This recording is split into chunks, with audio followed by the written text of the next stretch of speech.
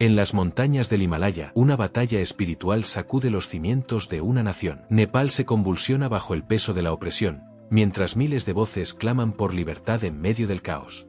Bienvenidos a Voces de la Biblia, donde exploramos las historias más fascinantes de las Escrituras desde una perspectiva fresca y reveladora. Si te gusta mi contenido, suscríbete, activa la campanita y dale like. Gases lacrimógenos nublan el aire, sirenas perforan el silencio, y una generación entera desafía al poder que intenta silenciarlos. Pero detrás de las protestas, más allá de los titulares, se libra una guerra mucho más profunda. Una pequeña iglesia, representando apenas el 2% de la población, enfrenta la persecución más brutal. Y está aplicando 5 principios bíblicos tan poderosos, que han derribado imperios y transformado civilizaciones durante más de 2000 años. Principios que hoy podrían cambiar el destino de Nepal, y el tuyo también. Nepal, conocida como el techo del mundo, alberga 8 de las 14 montañas más altas del planeta. Pero en 2024, este reino místico del Himalaya se convirtió en el epicentro de una crisis que nadie vio venir. Todo comenzó con un decreto gubernamental aparentemente técnico. De la noche a la mañana, más de 2 docenas de las plataformas de redes sociales más grandes del mundo fueron bloqueadas. Facebook, YouTube, X, todas desaparecieron del ciberespacio nepalí. La razón oficial, una nueva directriz regulatoria. Pero para una generación que no ha conocido un mundo sin conexión, la verdad era brutalmente clara. Era un intento descarado de controlar la narrativa, de asfixiar la verdad, de silenciar a su nación. Lo que comenzó como una protesta pacífica se convirtió en un torbellino de caos. Las imágenes son desgarradoras, gases lacrimógenos que ahogan el aire, el eco de las sirenas que perforan el alma, y enfrentamientos violentos que han dejado un rastro de tragedia. Decenas de vidas perdidas, cientos de heridos, familias destrozadas, una nación al borde del abismo. La renuncia de su primer ministro sumió al país en el caos político, hasta que la expresidenta del Tribunal Supremo de Nepal, Susila Karki, fue nombrada momentáneamente para liderar la transición. Pero aquí es donde nuestra historia toma un giro inesperado. Porque en medio de esta tormenta política, hay una comunidad que enfrenta una batalla completamente diferente, pero igualmente crucial para el destino eterno de esta nación. La Iglesia Oculta de Nepal. Imagina vivir tu fe en secreto. Imagina que compartir el Evangelio pueda costarte años de prisión. Imagina que convertirse a Cristo signifique perder tu familia, tu trabajo, tu lugar en la sociedad. Esa es la realidad diaria de los cristianos en Nepal. En una nación abrumadoramente hindú, donde el 81% de la población practica el hinduismo y el 9% el budismo, los cristianos representan menos del 2% de los 30 millones de habitantes. Pero no es solo una cuestión de números. La Constitución de Nepal de 2015 incluye artículos específicos que prohíben la conversión religiosa y penalizan lo que ellos llaman actividades de proselitismo. Las leyes anticonversión y de blasfemia no son letra muerta. Se usan como armas para hostigar, encarcelar y silenciar a los creyentes. Extremistas han atacado iglesias, han amenazado a pastores, han lanzado acusaciones falsas contra familias enteras. Por eso, para esta pequeña pero valiente comunidad cristiana, las redes sociales no eran simplemente medios de comunicación. Eran su refugio, su mecanismo de evangelización, su lugar digital donde podían compartir el Evangelio, fortalecer su comunidad asediada y resistir la persecución. YouTube se había convertido en su púlpito digital, Facebook en su salón de iglesia virtual, Twitter en su herramienta de testimonio. En un país donde el proselitismo está prohibido por ley, estas plataformas eran su único campo de evangelización digital, su única manera de obedecer el mandamiento de Cristo, id y haced discípulos de todas las naciones. Y entonces, de un día para otro, todo se desvaneció. El bloqueo no fue solo un ataque a la libertad de expresión, fue un golpe directo a su misión, a su razón misma de existir. Pero la Iglesia de Cristo no se detiene por decretos gubernamentales. No se silencia por censura digital. Porque tiene algo que ningún gobierno puede bloquear, el poder de Dios y los principios eternos que han sostenido a la Iglesia a través de 2000 años de persecución. Transición bíblica profunda. Lo que está sucediendo en Nepal no es nuevo. Es tan antiguo como la Iglesia misma. Porque desde el día de Pentecostés, la Iglesia de Cristo ha enfrentado la oposición del mundo, la hostilidad de los gobiernos, y los intentos de silenciar el Evangelio. Y es precisamente en el libro de Hechos, capítulo 5, donde encontramos el manual divino para estos momentos. No es una estrategia humana. No es un plan de marketing eclesiástico. Es la revelación directa de Dios sobre cómo su iglesia debe funcionar cuando el mundo se levanta en su contra. Los apóstoles enfrentaron exactamente lo mismo que nuestros hermanos en Nepal: un gobierno hostil, leyes que prohibían predicar en el nombre de Jesús, prisiones, amenazas de muerte, y la furia de las autoridades religiosas establecidas. Pero Dios no los dejó indefensos. Les dio 5 claves progresivas, 5 principios que no solo les permitieron sobrevivir la persecución, sino que literalmente cambiaron el curso de la historia humana. Estas 5 claves derribaron el Imperio Romano, transformaron Europa, cruzaron océanos, y han seguido operando en cada avivamiento, en cada movimiento misionero, en cada iglesia que ha impactado genuinamente al mundo. Y hoy, en las montañas de Nepal, estas mismas 5 claves están operando nuevamente. Porque el Dios que estuvo con Pedro y Juan en la prisión de Jerusalén es el mismo Dios que está con nuestros hermanos perseguidos en Katmandú. Clave número 1. Pureza, la base inquebrantable. La primera clave es la más fundamental, y también la más temida por la iglesia moderna: pureza. Hechos capítulo 5 no comienza con un milagro hermoso. Comienza con un acto de juicio divino que hizo temblar a toda la iglesia primitiva. Ananías y Safira, una pareja aparentemente respetable en la iglesia, deciden mentir al Espíritu Santo. Venden una propiedad, guardan parte del dinero para sí, pero pretenden ante los apóstoles que están donando todo. Pedro, lleno del Espíritu Santo, los confronta. ¿Por qué llenó Satanás tu corazón para que mintieses al Espíritu Santo? Y al escuchar estas palabras, Ananías cae muerto al instante. 3 horas después, entra Safira sin saber lo que había pasado. Pedro le da la oportunidad de decir la verdad. Ella persiste en la mentira. Y también cae muerta instantáneamente. ¿Te parece extremo? ¿Te incomoda? Entonces necesitas entender algo fundamental sobre la naturaleza de Dios. Él no ha cambiado. Su santidad sigue siendo la misma. Su estándar de pureza no se ha relajado. Pero aquí viene lo que la mayoría de predicadores no te cuentan. ¿Cuál fue el resultado inmediato de este acto de juicio divino? Verso 11. Y vino gran temor sobre toda la iglesia, y sobre todos los que oyeron estas cosas. Verso 12. Y estaban todos unánimes en el pórtico de Salomón. Por supuesto que estaban unánimes.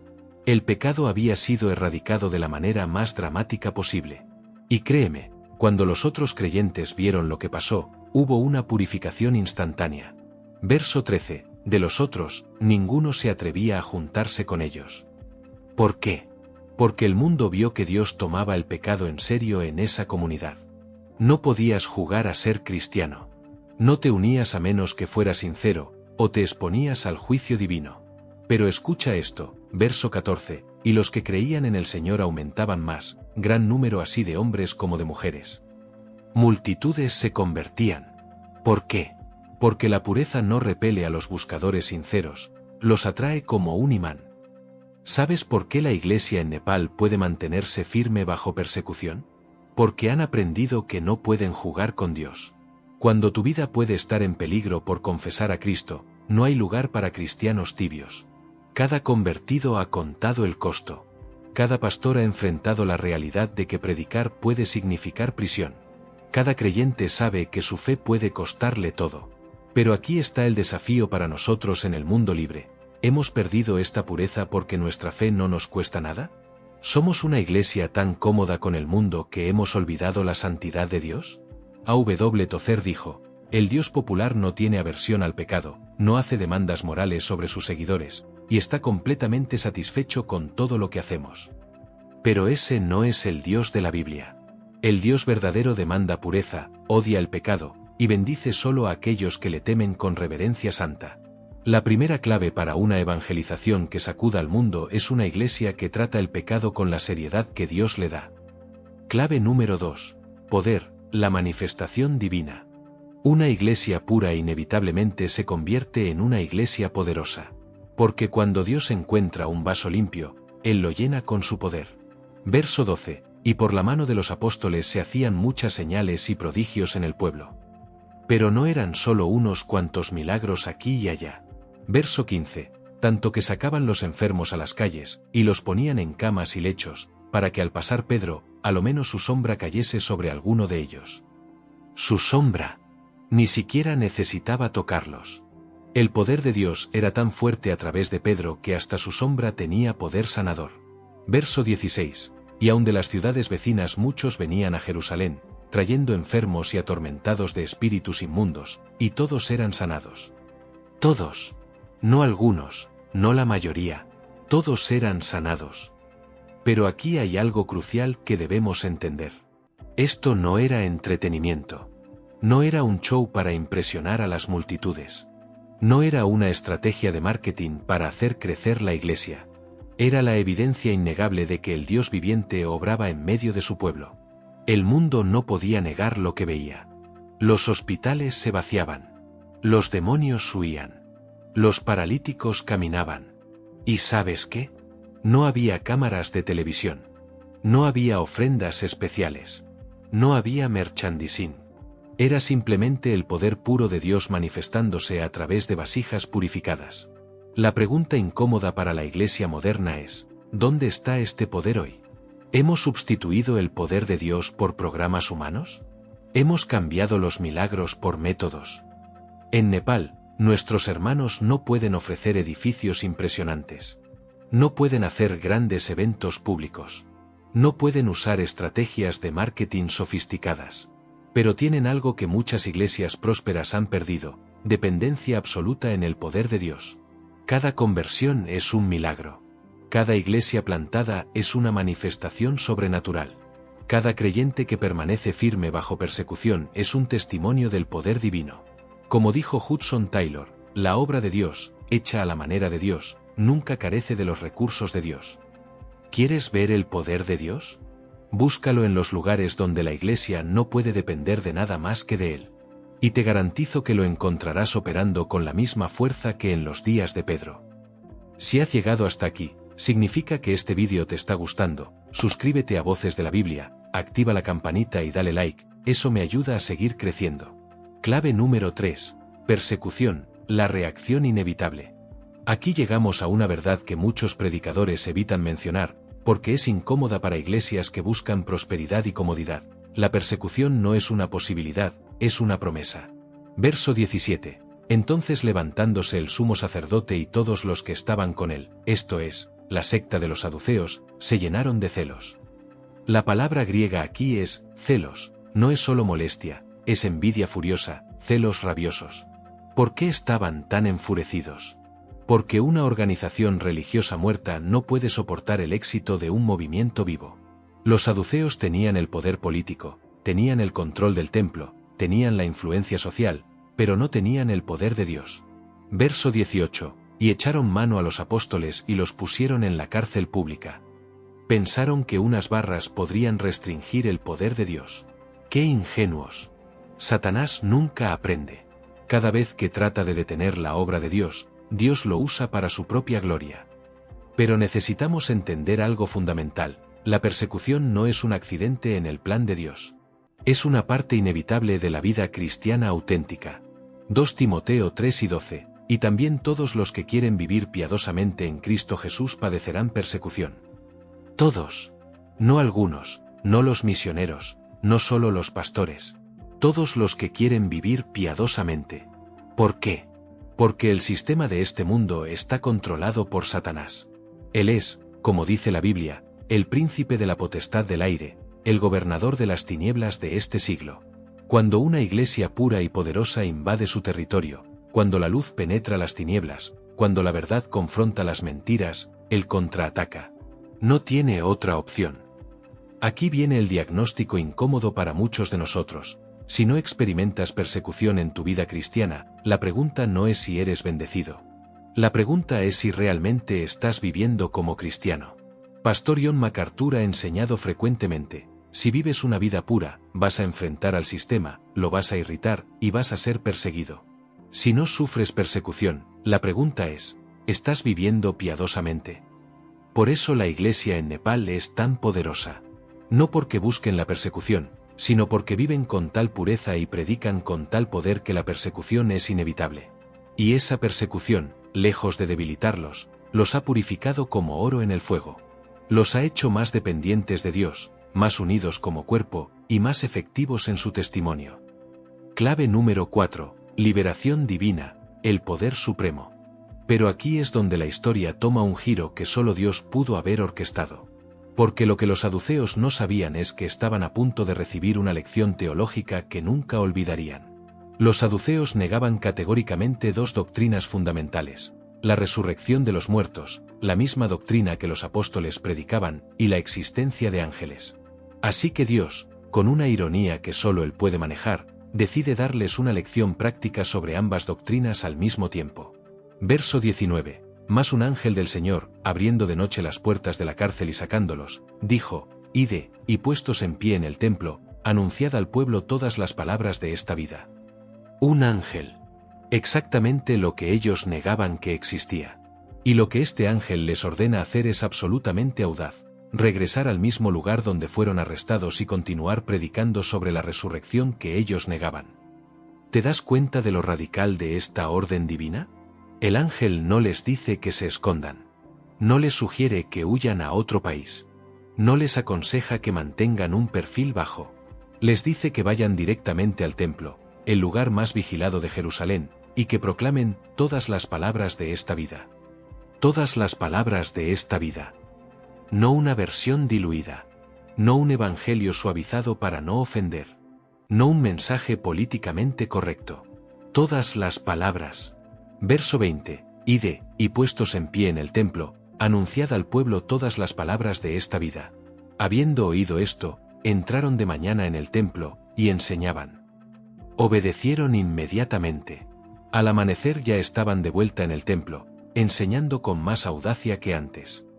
Mientras tanto, al otro lado de la ciudad, se desarrolla una escena que sería cómica si no fuera tan seria. Verso 21. Entonces el sumo sacerdote y los que estaban con él, convocaron el concilio y todo el senado de los hijos de Israel, y enviaron a la cárcel para que los trajesen. Los guardias van confiadamente a buscar a los prisioneros para el gran juicio, pero regresan con las manos vacías y las caras largas. Versos 23 a 24, diciendo: Por cierto, la cárcel hemos hallado cerrada con toda seguridad, y los guardas que estaban delante de las puertas, mas cuando abrimos, a nadie hallamos dentro. Cuando oyeron estas palabras el sumo sacerdote y el jefe de la guardia del templo y los principales sacerdotes, dudaban en qué vendría a parar aquello. Imagina el pánico. La prisión estaba cerrada. Los guardias en sus puestos. Pero los prisioneros habían desaparecido.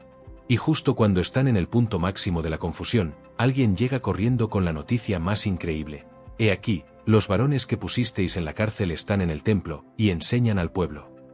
Están de vuelta, en el mismo lugar, haciendo exactamente lo mismo, con más audacia que antes. Clave número 5. Persistencia, la respuesta inquebrantable. Verso 26. Entonces fue el jefe de la guardia con los alguaciles, y los trajo sin violencia, porque temían ser apedreados por el pueblo. Nota algo importante: ahora tienen que arrestarlos, sin violencia, porque el pueblo estaba del lado de los apóstoles.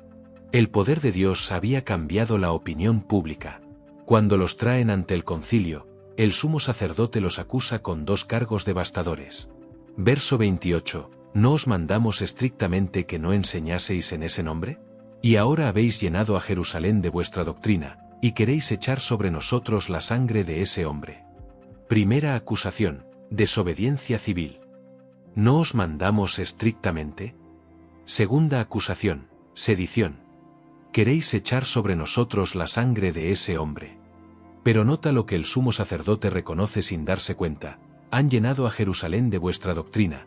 Qué testimonio involuntario del éxito de su ministerio. Cualquier persona normal se habría disculpado. Cualquier estratega político habría buscado un compromiso.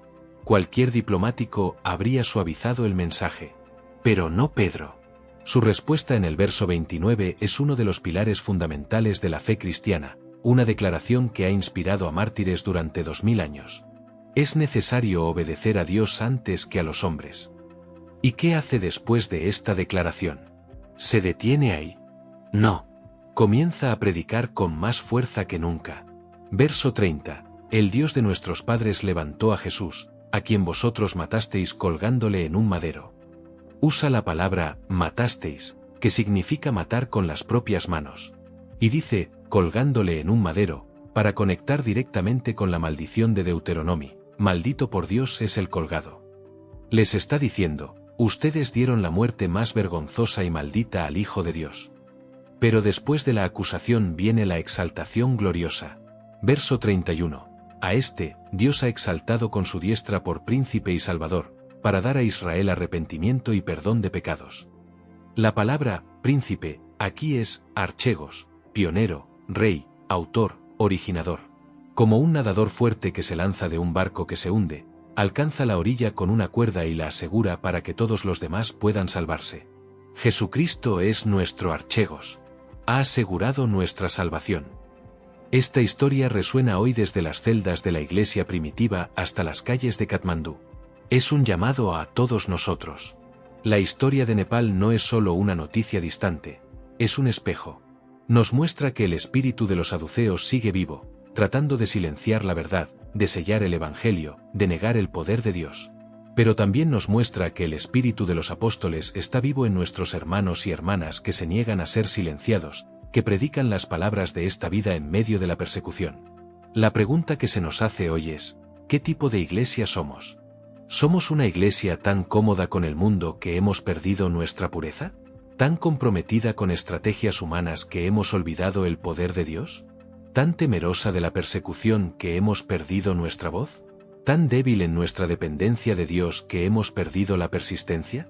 Como dijo el gran reformador John Owen, el propósito principal de la predicación es la exaltación de la gloria de Dios en Cristo.